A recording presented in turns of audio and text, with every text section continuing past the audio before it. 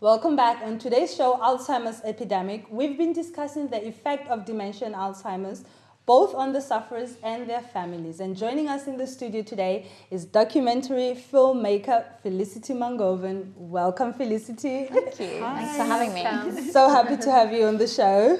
So you're part of MyLifeFilms. Can you tell us a little bit about your project and how you got involved in it? Yeah, sure.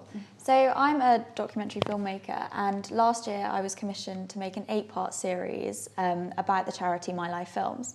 And MyLifeFilms makes films for people living with dementia about their life, so they're called life story films.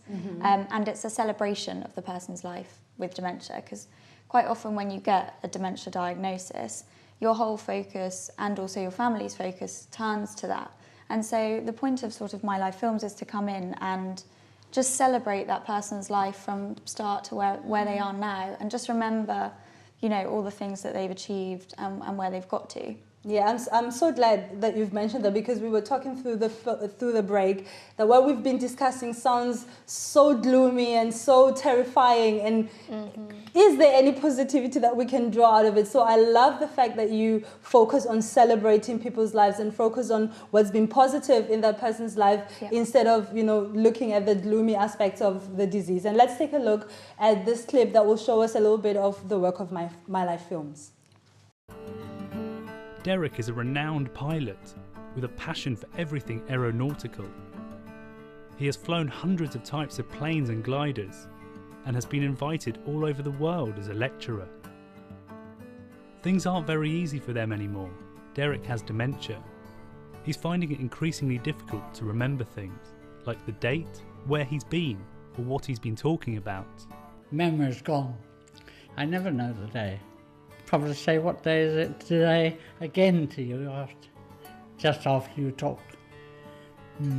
It's embarrassing, that's all. It's a nuisance.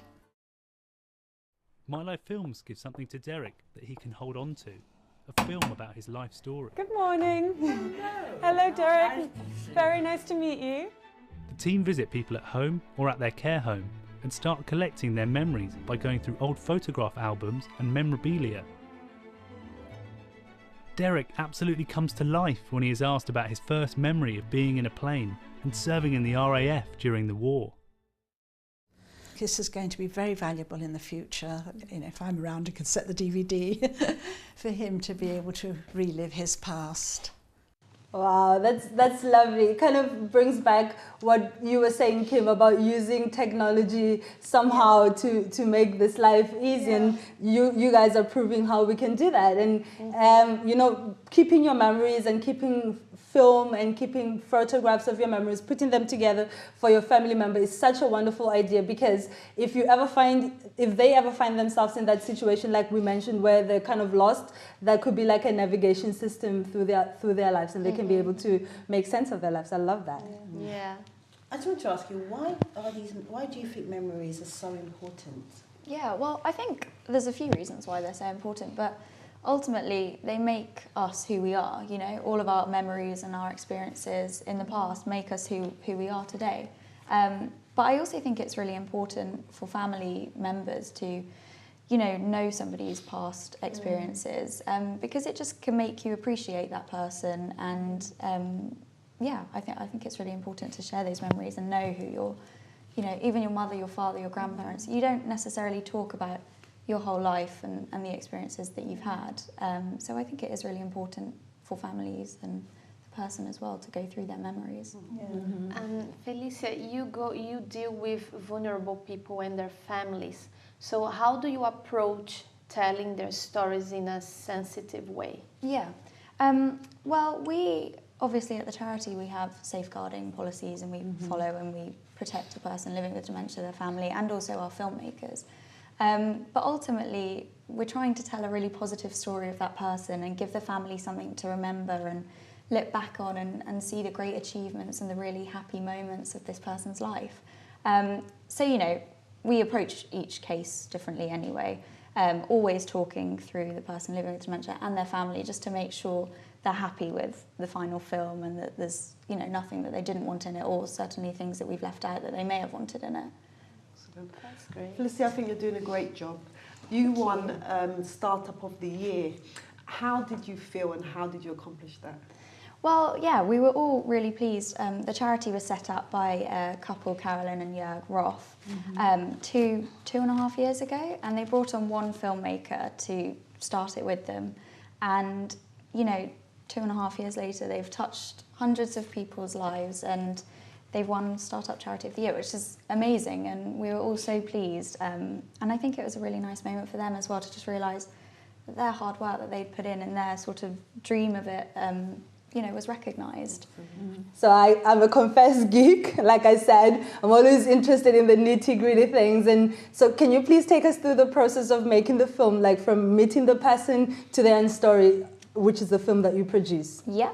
So each new case that we get, there's a filmmaker is allocated to them, and there's 3 stages, and each stage is split up over different meetings so as not to sort of overwhelm the person.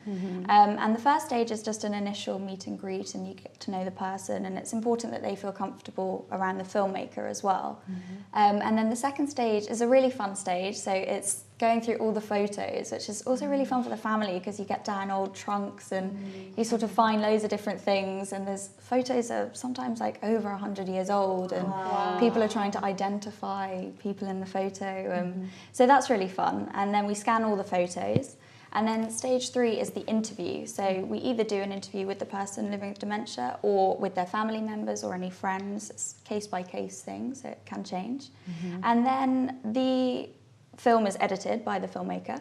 And then there's the kind of final stage, but it's not, you know, an official stage, but we have a premiere, so that's where all the family and friends come together. Nice. Yeah, and they watch the film, and there's a little celebration. There's a few nibbles and drinks and stuff, and that's the best moment of it because there's laughing, there's tears, there's questions as well, and there's like, oh my God, I didn't know that about you. How amazing! Or what was it like in Kenya in the 60s and stuff like that. So all sorts of things come up, and it's a really lovely moment. Yeah, I can identify with that sort of celebration because I've been through it personally on a different level. My father died when I was four months old, so I never really got to have like living memories of my dad, and everything that I know of, and fortunately for me, there was a lot documented about him. Everything that I know of is seen films that were made of him, documentations, books that he's written,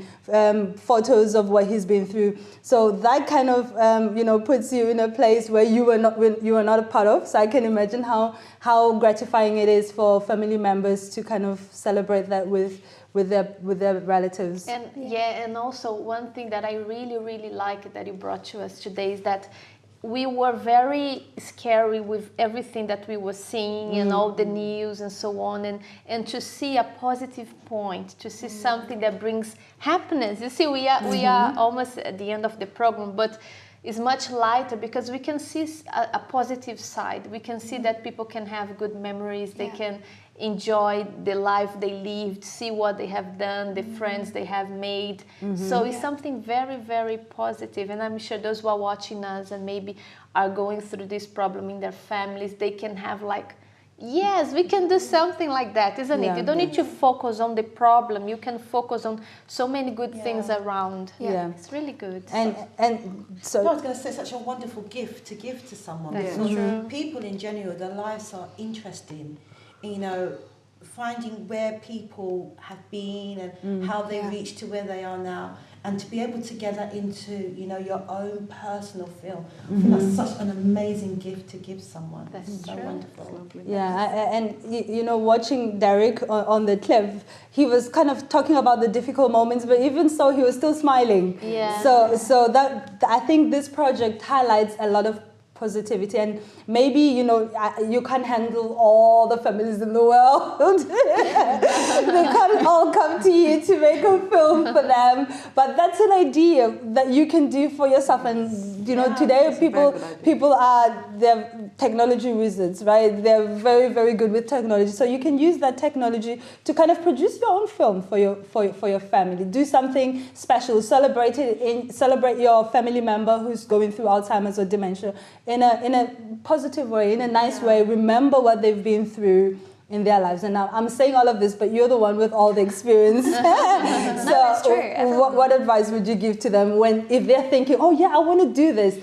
What can they look for? Don't give away your trade secrets, but what can they look for to creating an interesting film? Well, I think it's important as well, because when people are living with dementia, you know, everything changes. So your whole attention changes and your ability to sort of process stuff changes. So it is important as well that the films that you put together are edited in a really slow pace. And if you use a lot of photographs and that they're personal photographs, it has a really big impact on the person, because it really stimulates them, and it is something that they are familiar with because it is from their life.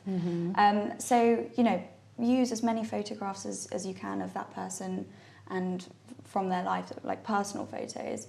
And, you know, if you make the photographs last, like we put the photographs up for 7 seconds, just because it gives you that bit more time to process. It gives them time for their mind to process it. Exactly, yeah. And we in the films that we make, we don't overload on interviews. We very much do tell the story through the photographs. And also music.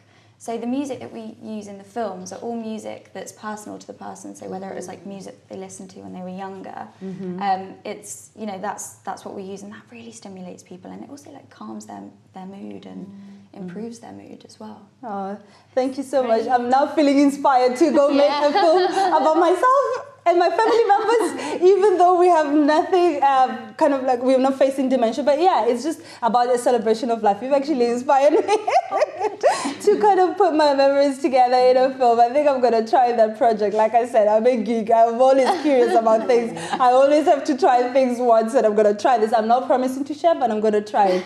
Thank you, Felicia, for such an informative bit of our, and a positive as well bit of our show. You've contributed so much, and I think there's a lot for you guys to kind of process, and we wish you well with your projects, and may you discover many, many more interesting stories, and we'll keep up with your work. All right? Thank you. So we're going to continue with the topic, but before we do that, we're going to take a break.